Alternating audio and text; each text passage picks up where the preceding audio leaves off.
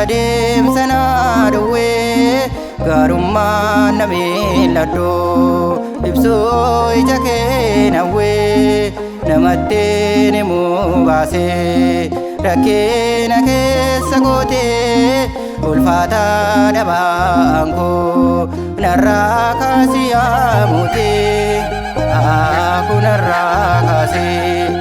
isa deemsa naa dhowwee gaarummaan na miilladhoo ibsuu ija kee nawwee namatti himuu baasee rakkina keessa gootee ulfaataa dhabaan koo narraa kaasii haamutee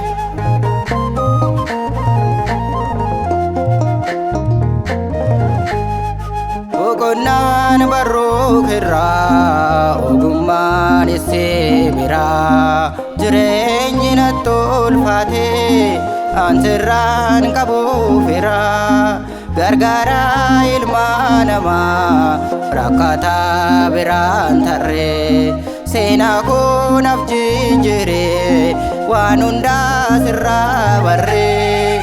aku narraa kaasee isa deemsa naa dhowwee gaarummaan na miilladhoo ibsuu ija kee nawwee namatti himuu baasee rakkina keessa gootee ulfaataa dhabaan koo narraa kaasii haamutee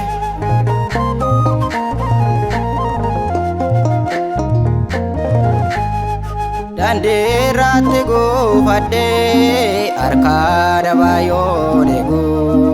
obberaa dhabeetanii firaa fante naaf dhiigu ariiti dhannaaf kottu jireenya koo haaressi dirribee natti uwwisi gadadoo koo balleessi aku narraa kaasee isa deemsa naa dhowwee gaarummaan na miilladhoo ibsuu ija kee nawwee namatti himuu baasee rakkina keessa gootee ulfaataa dhabaan koo narraa kaasii haamutee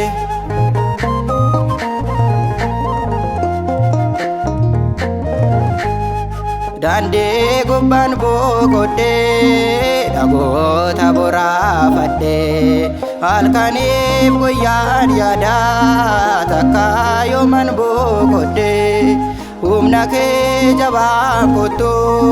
gadda koorraa na kaasii jireenya bittiin dhuftee sagalee keen fayyisee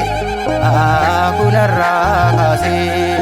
isa deemsa naa dhowwee gaarummaan na miilladhoo ibsuu ija kee nawwee namatti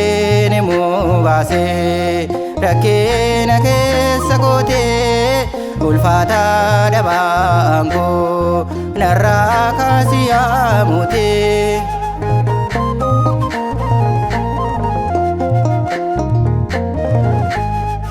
ulfaataa baakotee baddeen dhufee fuula kee naaf jijjiire kan kettee ni salphata baankee humna kee jabaan kottu